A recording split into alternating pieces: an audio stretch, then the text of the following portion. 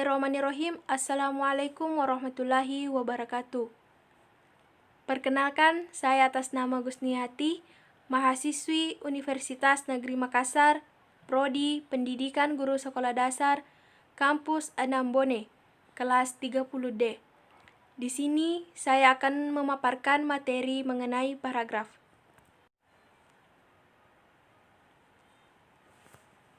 Pengertian paragraf secara umum. Paragraf adalah suatu rangkaian kalimat yang memiliki gagasan utama. Paragraf berdasarkan bentuknya telah dibedakan menjadi 3 jenis paragraf, yakni paragraf deduktif, induktif, dan campuran.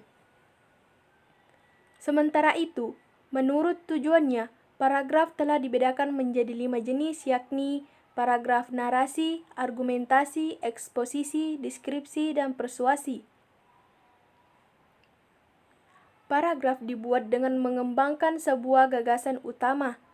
Paragraf terhimpun atas beberapa kalimat yang bertautan membentuk suatu ide ataupun gagasan.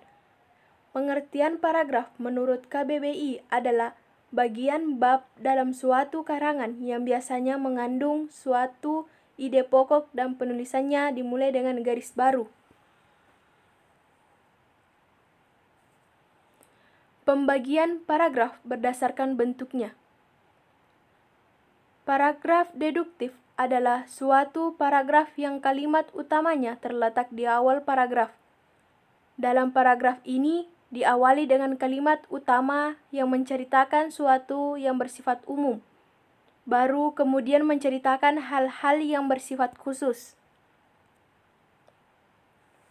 Contoh, satu-satunya bidang pembangunan yang tidak mengalami imbas krisis ekonomi sektor-sektor di bidang pertanian, misalnya, perikanan masih meningkat cukup mengesankan, yaitu 6,65%. Demikian pula perkebunan yang meningkat 6,46%, walaupun terkena kebakaran sepanjang tahun.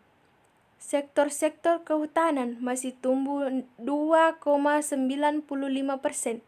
Secara umum, kontribusi dari sektor-sektor pertanian terhadap produk domestik bruto atau PDB meningkat dari 18,07% menjadi 18,04%. Padahal, selama 30 tahun terakhir, pangsa sektor pertanian merosot dari tahun ke tahun. Paragraf campuran atau deduktif-induktif. Paragraf campuran adalah sebuah paragraf yang gagasan utamanya berada pada awal kalimat pertama dan kalimat terakhir. Tetapi, bisa juga dikatakan bahwa paragraf campuran adalah sebuah paragraf yang dimulai dengan mengemukakan kalimat utama dan diakhiri pula dengan kalimat utama. Contoh, dalam kehidupan sehari-hari, manusia tidak dapat dilepaskan dari komunikasi. Kegiatan apapun yang dilakukan manusia pasti menggunakan sarana komunikasi, baik sarana komunikasi yang sederhana maupun yang modern. Kebudayaan dan peradaban manusia tidak akan bisa maju seperti sekarang ini tanpa adanya sarana komunikasi. Sekian dari saya. Wassalamualaikum warahmatullahi wabarakatuh.